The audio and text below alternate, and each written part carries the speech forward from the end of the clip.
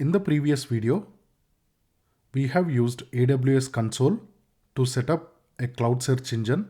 We have ingested the data and then we did some basic searches. Okay. From this video, we will use Python SDK to achieve the same three tasks. In this video, we will set up the search engine. We will define the fields, their data types, etc. In the next video, we will ingest the data, and in the final video, we will do the searches. Okay. So I already took my AWS credentials and configured them in the AWS config and AWS credentials files. I will provide the link in the description below in case if you don't know how to do that. So basically you just take your credentials, this access key and secret key, and you create two files in your two files. I'll provide you where you should create those files and how you store your credentials. Okay, so that you don't have to provide them every time you use.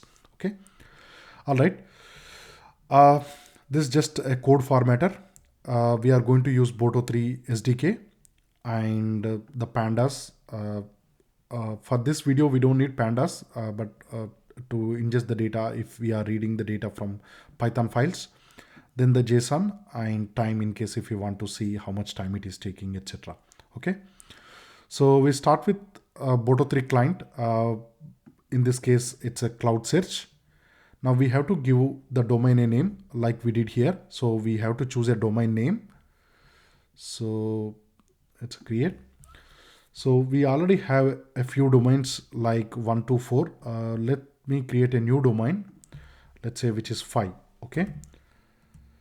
So we have a new domain, and then to create a domain, all we need to do is just create domain and provide the domain name.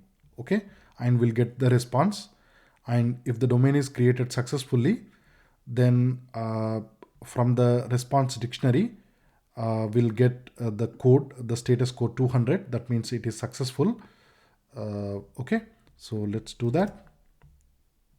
All right. So it's successful, which means there should be a new domain, which is 5. Okay. So this is being loaded.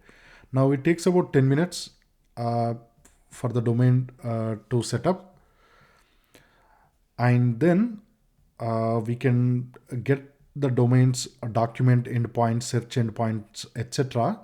So that we can start working with it. So what we do is, instead of waiting for 10 minutes, let's use one of the domains which is just being created. All right, so let's take maybe this one, CS demo 4. Let's do CS demo 4. So this time that's our domain name. Now we are not rerunning it. It should throw an error because the domain already exists. Oh, really? I thought it should throw an error. Let's see what's happening. Is it recreated? No, I don't think it is being recreated, but it just did not throw the error either. But once we know our domain, the domain setup is done, then what we do is we describe the domain by simply providing the domain name. This is a list. We can provide multiple domain names to get their information, but we are working with only one domain. So just provide your domain name to this function, describe domain. And then from the response, we are extracting two variables. One is this document endpoint, and the second one is search endpoint. So the document endpoint, I mean, like any AWS response, the SDK response, this response is a dictionary with lots of lists, nested dictionaries, etc. Right? So within this field, you will find out the doc endpoint, and in this path we will find out the search endpoint, which is similar to this one. For example, if we go here we have the search endpoint, here we have the doc endpoint. Okay. All right. So let's take them. Okay. So here we have demo 4. So all right, we got them. And then in order to use the document client, we again call the Boto3 client by providing the document endpoint URL, right? So here we say it's a CloudSearch domain. Now the endpoint URL is, here we'll say this HTTPS colon colon, and then the document endpoint. As you notice from here, the document endpoint, it doesn't have this HTTPS colon slash slash, right? So that's why we have appended it here. Now, in order to access the search client, we do the same, but we will provide the search endpoint. Okay. Now we will start defining the fields, the index fields. Okay. Now, as we discussed a little bit in the previous video, there are different types for each variable, right? Now, the index field name, obviously it's a string, but the index field type, now it can be one of these types, right? Int, double, literal, text, date, lot line, int array, double array, literal array, text array, and date array. Okay, so we have these basic variables and then their corresponding arrays to hold multiple values. Now, depending on which data type the variable is, we have a few optional arguments. Okay, so here we can define if it takes a default value. Now, should this be used in the facet? Meaning, do we want to filter the data using this variable or not? Should it be returned when we search the result or not? Then are we going to sort the data using this field or not? And then finally, the facet, search, return, sort. So these four are the most important ones.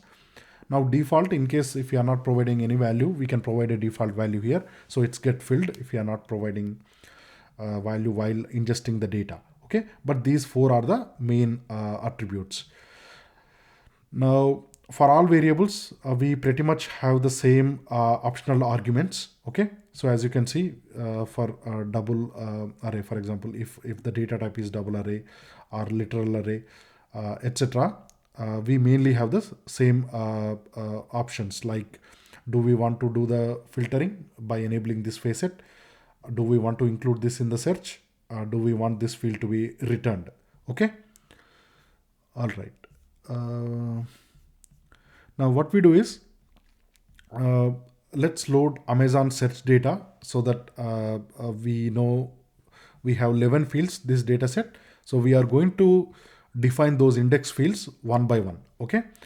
So in order to do that, we'll use the client define index field function. Now the domain name, we are using CS4. Sorry, I think it is, CS demo 4. And then we need to define this dictionary. Okay. So the index field name, it's the title of the movie, and then the type, it's a text. Now we are leaving it to default because by default we want all fields to be returned, all fields to be searchable. We want to sort the results using all fields if needed, and we want what's the other one? We want the appropriate fields to be faceted or be able to do the filtering. Okay, so when we are creating all these index fields, we'll leave the options to default, but we will only set the field name and then the field type. Okay, and then we have the plot, which is also text. Okay, and then we have the image URL, which is also text. And then we have a couple of integers. One is this year, and the second one is running time in seconds. Okay, so the running time in seconds.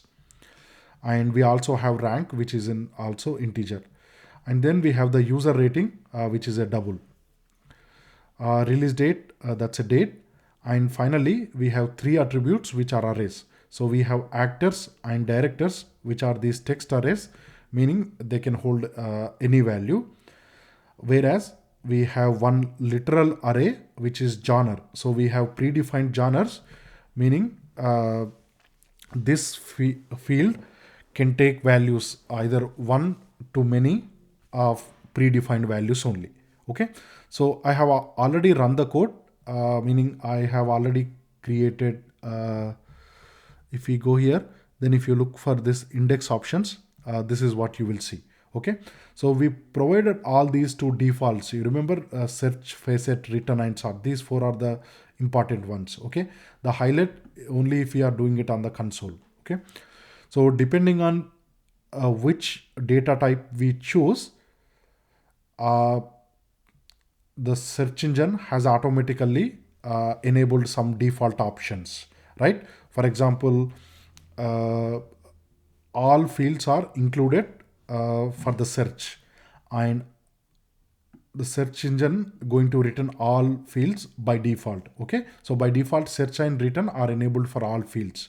Now if you look at the facet, now it doesn't make sense for example actors or directors, right? Because it's a free form of text, whereas for literal array, facet is enabled, right? And we might also want to do some filtering using these int, double, etc. data types. Okay, so that's why it is enabled for these fields. And then the sort also, uh, because these are array types, we cannot use a sort, do the sorting using these fields. It's not enabled, but for all the remaining fields sorting is also enabled. Okay, so all this happened because when we are creating the index fields, we leave the options to default. We have only defined the index field name and its data type. Okay, once we have done all that, then we have to run this index document. So what is going to do is, it still don't have the data yet, but it will take what is provided here to set up or configure our search engine. Okay, all right, so that's it for the video. A quick summary, I mean, we have used Python Boto 3 SDK to set up or configure a cloud search engine. Now, when we are creating the domain, we can obviously provide some additional arguments like the the instance size, small, medium, etc., and also the number of replicas.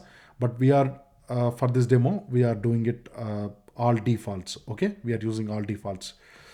Uh, Once we choose a domain name, we can create the domain, and then using the describe domain, we will get the document endpoint and search endpoint.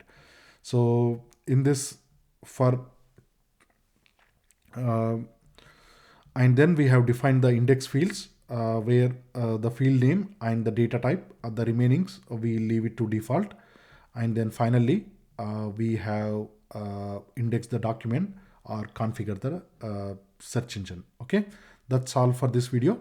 In the next video, we will see how to ingest the data. Thank you very much.